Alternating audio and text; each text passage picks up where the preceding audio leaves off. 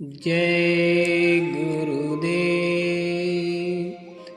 दूरदर्शी आवाज मासिक पत्रिका 1 अगस्त 2022, पृष्ठ नंबर 31।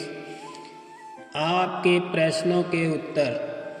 श्री अर्जुन जी, आपने पूछा है कि संगत में दहेज रहित विवाह का क्या नियम है। इस संबंध में ये कहना है कि सभी सत्संगी भाई बहन या संसारी समाज के लोग अपने बच्चे बच्चियों की शादी के लिए अक्सर चिंतित रहते हैं। अनेक परिवारों में बेमेल विचार के संबंध बन जाने पर जीवन दुखमय यानी कष्टमय हो जाता है। प्रारंभ में लोग खान पान और व्यवहार के प्रति इतने गंभीर नहीं रहते। ये एक विकराल सामाजिक समस्या है जिससे हर व्यक्ति पीड़ित है। महापुरुष दूरदर्शी और त्रिकालदर्शी होते हैं। उनको भूत भविष्य और वर्तमान सब कुछ मालूम रहता है। उसी के दृष्टिगत वो आगामी समय को देखते हुए कार्य योजना बनाते हैं। परम पूज्य बाबा जय गुरुदेव जी महाराज ने दहेज रहित विवाहों का आयोजन जब सत्संग में शुरू कराया तो एक नई आशा की ज्योति जागी। लोग इससे बहुत लाभ उठाए, अब भी फायदा उठा रहे हैं। आश्रम पर या संगत या सत्संग के बड़े कार्यक्रमों पर सत्संगी भाई बहन अपनी सजातीय या वैचारिक रूप से संतुष्ट हो जाने पर मानवीय धर्म के अनुरूप वर कन्या का संबंध तय करके बिना दहेज की शादी कर लेते हैं। यह बड़े आयोजनों के अवसर पर प्रमुखता से संपन्न होते हैं। सैकड़ों जोड़े दंपत्य सूत्र में बंध जाते हैं। संस्था की विवाह पंजिका पर अभिभावकों माता पिता वर कन्या के हस्ताक्षर होते हैं। थोड़ी देर में ही यह विवाह सरल तरीके से वैदिक मंत्रों के साथ उपस्थित पुरोहित व संस्था प्रमुख के सान्निध्य में संपन्न हो जाते हैं। श्री देवदत्त जी, आपने पूछा कि परिवार नियोजन और परिवार कल्याण योजना तथा जनसंख्या वृद्धि रोकने के बारे में संस्था का क्या विचार है। इस बारे में ये कहना है कि सांसारिक नियम कानूनों की भांति परमात्मा का भी नियम कानून है। सांसारिक नियम और कानूनों का उल्लंघन करना अपराध माना जाता है। इसके कारण सुसंगत धाराओं में अपराध पंजीकृत होते हैं। ठीक उसी तरह से परमात्मा का भी नियम है। परमात्मा के बनाए हुए नियम को कोई मेट नहीं सकता। परम पूज्य बाबा जय गुरुदेव जी महाराज की वाणी है, जब तुम ईश्वर के नियम को मेटोगे तो ईश्वर तुम्हें मेट देगा। यदि सभी औरतें और मर्दों की नसबंदी कर दो और उसके बाद यदि एक औरत एक मर्द बच जाएंगे तो परमात्मा को जितने बंदों को जन्म देना है वो उन्हीं से पैदा कर देगा। एक एक औरत 100 बच्चे को जन्म दे सकती है तो तुम्हें कुदरत के बारे में कुछ पता नहीं है। कर्ण कांड से पैदा हुआ था। राजा पृथु बांह रगड़कर उसकी मैल से पैदा हुए थे। सुलोचना आंख की उत्पत्ति से हुई थी। सुलोचना आंख की उत्पत्ति थी। कुदरत के पास अनेकों रास्ते हैं। वो रास्ता भी बंद कर दोगे तब भी अपना काम कुदरत करेगी। इस संबंध में चिंता स्वाभाविक है, परंतु संत महात्माओं द्वारा स्थापित संयम और ब्रह्मचार्य की पद्धति इस समस्या के समाधान में बहुत बड़ी भूमिका निभा सकती है। सुरक्षित, व्यवहारिक और नितांत लाभकारी पद्धति को अपनाकर समस्या का समाधान निकाला जा सकता है। संत वाणी है कि भविष्य में परिवार नियोजन नसबंदी को बंद कर दिया जाएगा। श्री कृष्ण जी, आपने पूछा है कि जो गुरु महाराज के नामदानी हैं, क्या उन्हें दोबारा नामदान लेने की जरूरत है।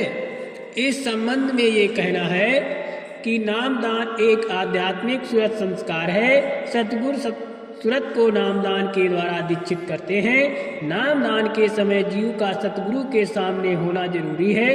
जीवात्मा की डोरी संत सतगुरु नामदान देकर काल भगवान के हाथ से छीनकर ऊपरी मंडलों में बांध देते हैं और जीव की रक्षा का संकल्प लेते हैं। गुरु महाराज ने जिनको नामदान दे दिया है उन्हें दोबारा नामदान की जरूरत नहीं है। पूज्य पंकज जी महाराज नए लोगों को नामदान देकर उनकी जीवात्मा के कल्याण का रास्ता प्रशस्त कर रहे हैं। जिन्हें गुरु महाराज ने नामदान दिया है वो गुरु महाराज जी की बताई तरकीब से भजन ध्यान सिमरन करेंगे। जो पूज्य महाराज जी से नामदान लिए हैं वो महाराज जी द्वारा बताई विधि से सिमरन ध्यान और भजन करेंगे। श्री हरिकेश जी, आपने पूछा कि जो लोग गुरु दरबार से मुख मोड़कर दूसरी तरफ चले गए, गुरु दरबार में आते जाते नहीं, उनका क्या होगा। इस बारे में आपसे निवेदन करना है कि बेहतर हो कि हम लोग अपनी तरफ देखें। अपनी तरफ देखने पर बुराइयां नजर आएंगी, दूसरों की तरफ से नजर हट जाएगी, पर निंदा सब से बचाव होगा। पर निंदा सबसे बड़ा अपराध है, उसी से दूसरों का बोझ लगता है। अपना बोझ तो उतारा नहीं, दूसरों का लाद लिया, फिर कैसे उद्धार होगा, जैसे कल्याण होगा, कैसे बरकत होगी। जो लोग गुरु दरबार भूल गए हैं उनके परमार्थ का क्या होगा, ये कहना उचित नहीं। समझने की चीज जरूर है। श्री रघुनाथ जी, आपने पूछा है कि हम बचपन से राम कृष्ण शिव हनुमान आदि की पूजा करते रहे हैं और पूज्य महाराज जी से नामदान लेने के बाद भी कर रहा हूँ। इसे भजन ध्यान सिमरन के साथ जारी रखें या बंद कर दें, मार्गदर्शन दीजिए। इसके बारे में ये कहना है, ये बताना है कि जब सत्संग सुनने का मौका लगे तो बड़े ध्यान से एकाग्रचित होकर सुना कीजिए। अभी तक जिन देवताओं की पूजा आप करते आ रहे हैं, अज्ञानता में कर रहे थे, आपने उनको कभी देखा नहीं, कल्पना के आधार पर कर रहे थे। इन पूजाओं से पूर्ण फल मिलता है। जो रास्ता आपको संत मत की सूरत शब्द योग साधना का मिला है, इसे नाम योग साधना भी कहा जाता है। इसमें सुमिरन ध्यान और भजन 3 विधियां हैं। इस साधना में जीवात्मा शरीर से अलग होकर उन दिव्य लोकों का भ्रमण करती है जिनमें ये देवी देवता निवास करते हैं। नाम योग साधना के द्वारा उन देवी देवताओं का दर्शन करती है, उनसे बातचीत करती है। ये ठीक उसी प्रकार जैसा यहाँ मृतलोक में आपस में बातें करते हैं। आप राम के पुजारी हैं तो रामायण को तो जरूर पढ़ते होंगे।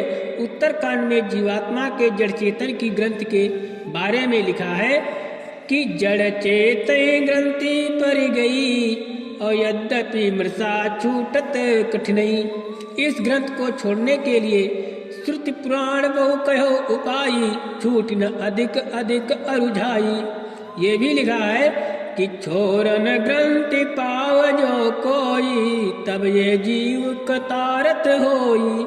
साधना के द्वारा जीवात्मा शरीर से अलग होकर अपने स्वरूप को देखती है, तब उसे अपना बोध होता है कि मैं आत्मा हूँ और ये शरीर पिंजरा है। जब तक खुद को नहीं जानोगे तब तक खुदा यानी परमात्मा को नहीं जान सकते। चेतन की पूजा करने से चेतन परमात्मा मिलता है और मिलेगा। जड़ की पूजा से जड़ में समाओगे। सत्संग में आकर ध्यान से सुना कीजिए। सत्संग में ही भ्रम का निवारण होता है। जय